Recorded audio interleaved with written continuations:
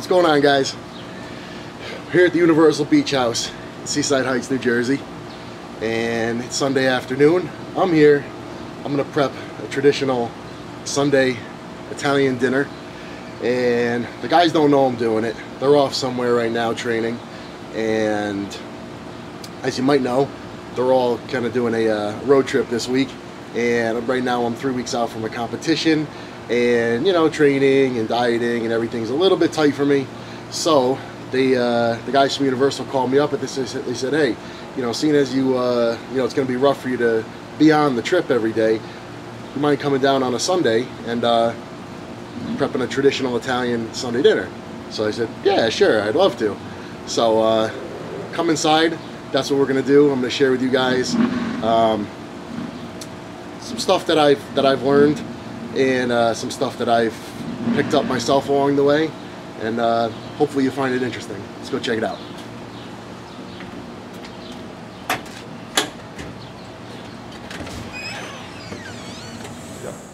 Alright, so on the menu is standard, you know, pasta and sauce, and I'm going to make meatballs, some pork chops, and some sausage to go along with it. And probably the most in-depth part of it is making the meatballs, and it's I wish it's something I could say that was like, you know, passed down, I learned from my grandma, but honestly it's just something I looked up in a cookbook when I was probably 12 years old, and I've kind of tweaked it ever since. And you know, I come from a family, my father's side is actually full Italian, and my mother's side is more German, English, Irish, and Scottish. So growing up, my mother never really, my parents are divorced. My mother never really cooked, you know, traditional Italian stuff. So the only time I would have it is when I would go see my father. And he always made it a point, you know, to cook a meal for me. And usually one meal a week, usually on Sunday, would be, you know, pasta with sauce. And it was always just, you know, super simple. And that's what I, you know, I picked up the basics from him. So let's get started. First thing I'm going to do is slice up an onion. And seeing as we're going to be feeding kind of a large group of guys, hungry guys and girls, I'm figuring on enough to feed about a dozen people. So I'm going to make 2 pots of sauce.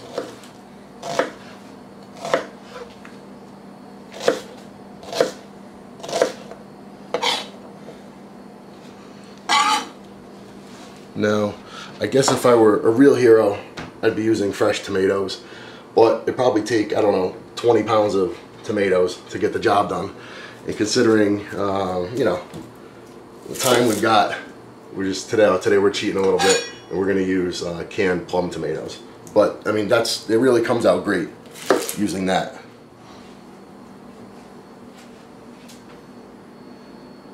Medium's about perfect. Because when you put the oil in to fry the onion, obviously you don't want the oil to burn. I'm going to find myself a can opener, get the tomatoes ready to go, because once you start frying the onion, they fry quick.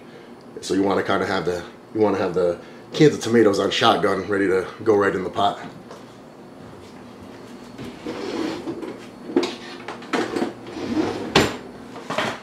What I've got, so I've got 5 cans of whole tomatoes, and I got 2 cans of about like a heavier puree. I never use paste because I don't know, it's just gross. But like heavy concentrated tomatoes aren't bad. I don't think this one's gonna cut it.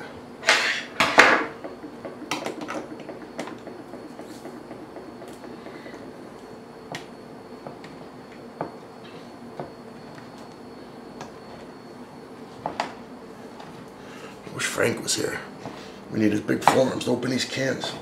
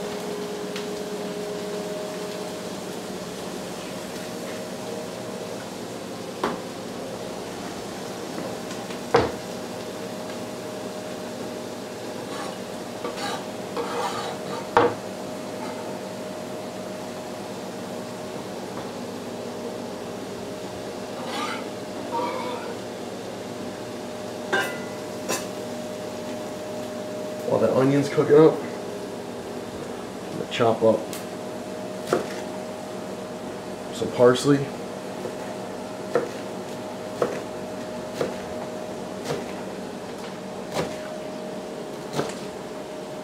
I don't get all fussy about getting all the stems out and stuff. I mean,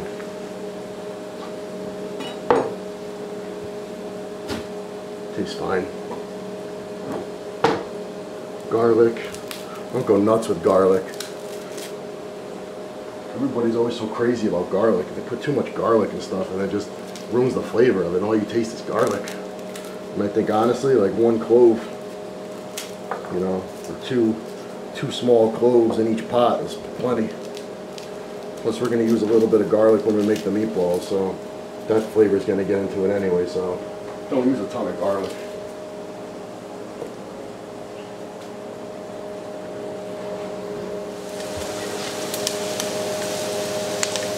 Now I'm not looking to brown the onion, just kind of cook it down, so, you know, until it gets like translucent.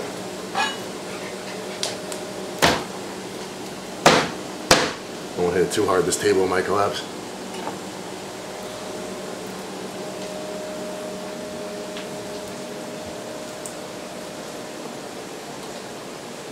You don't need to chop it up. It's better to just throw it in the sauce hole. When you smash it, it kind of opens it up a bit.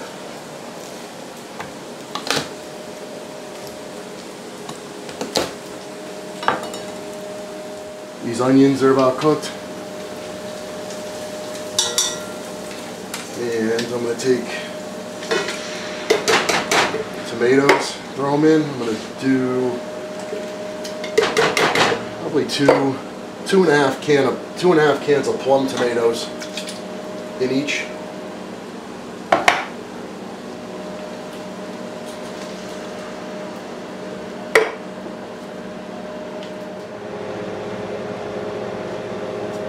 Handful of parsley.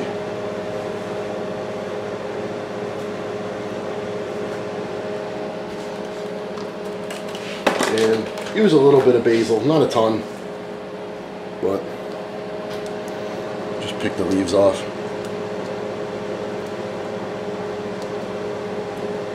It kind of like, the basil, it seems like when it's in the sauce, it kind of like softens it.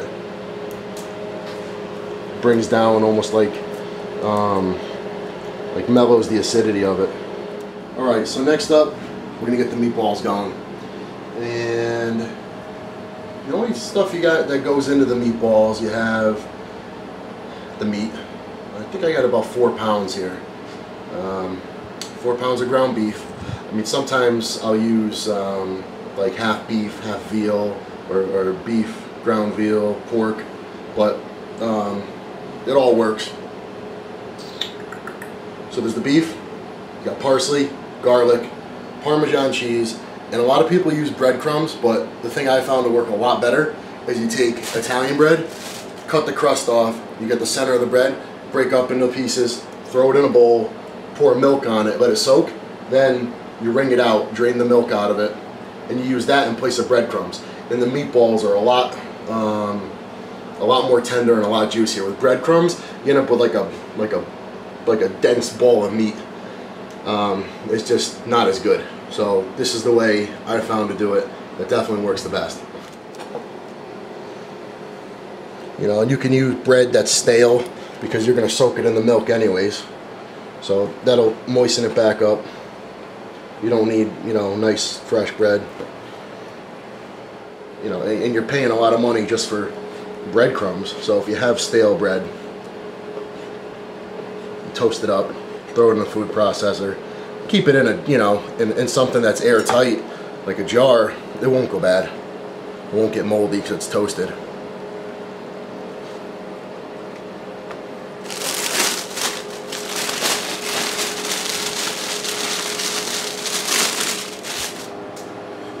All right, now I'll soak the bread with the milk.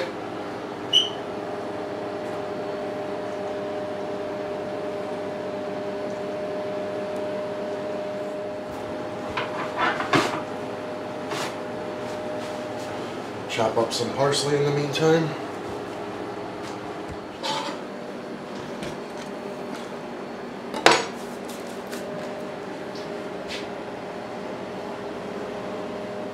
Try to get as much out of it as possible.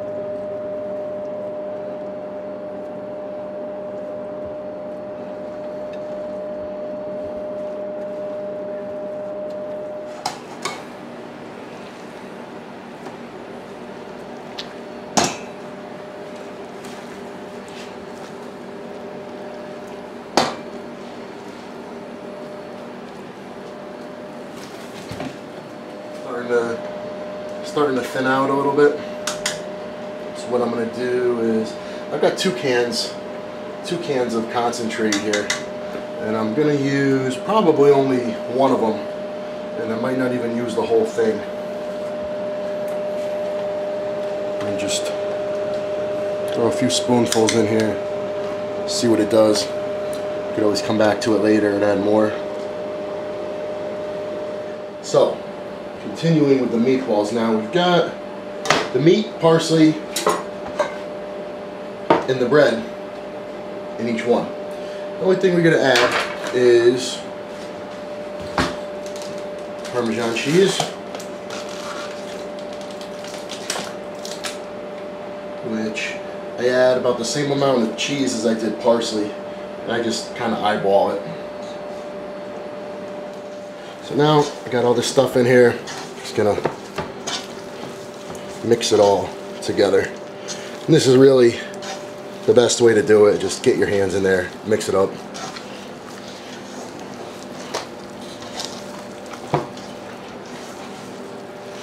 If you sit here with a spoon trying to do it, good luck.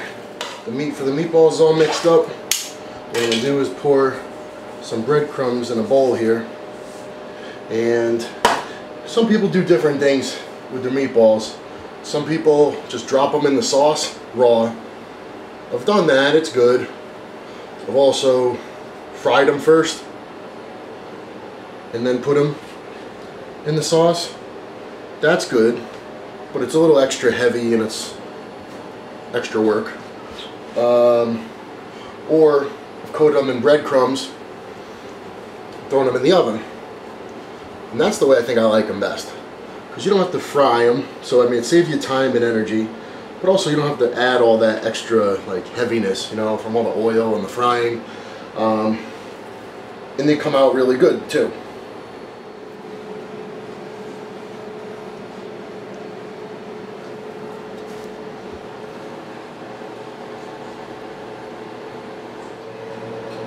This tray here is about full.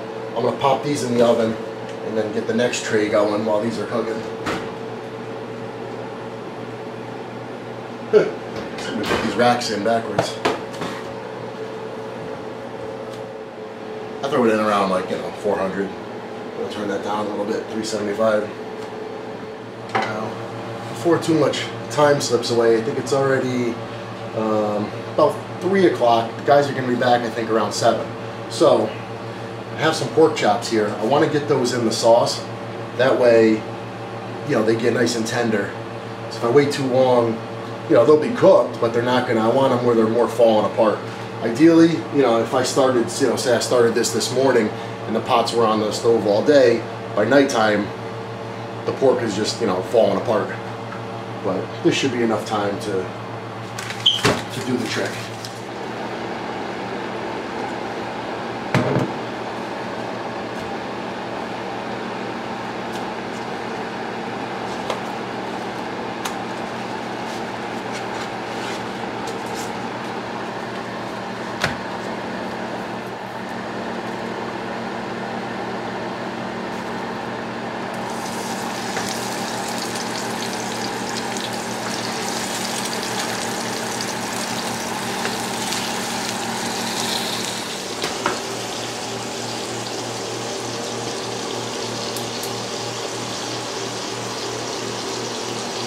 Pork chops got a good browning on them. I'm just gonna throw them in the sauce. It's good to get these in first, that way they go to the bottom. The meatballs can kind of go on top.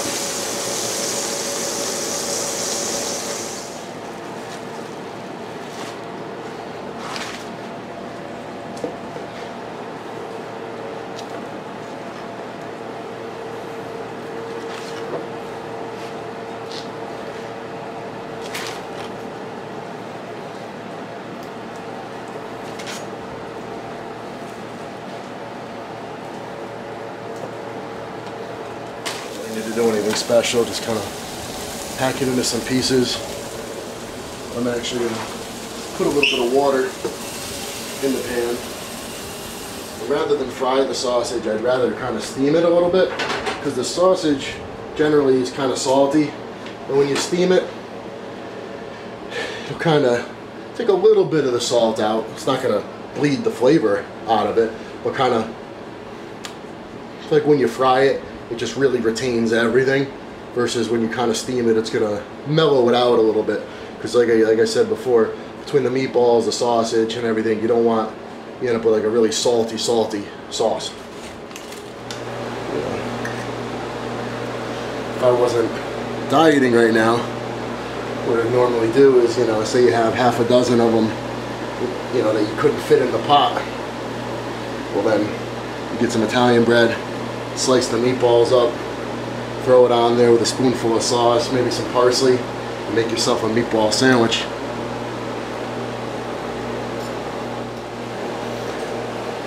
My cameraman right now is praying that these don't all fit.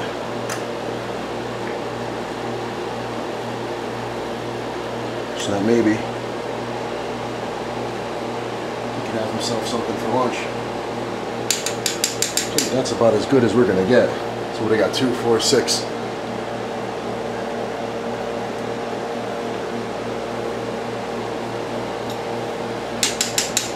So I just got word that the guys are on the way back from the gym, which should leave me about 25 minutes, hopefully. I'm gonna turn these 2 pots on, boil the water.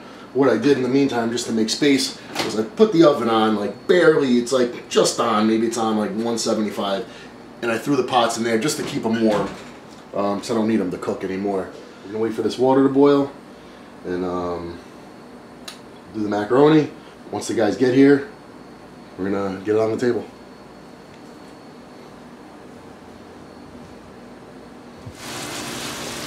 Sweet.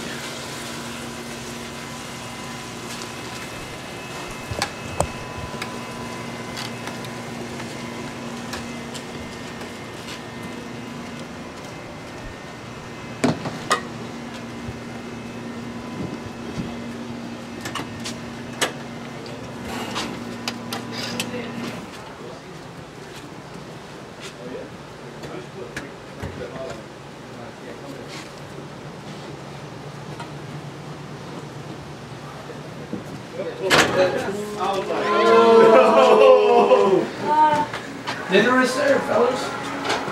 Yeah. Hungry?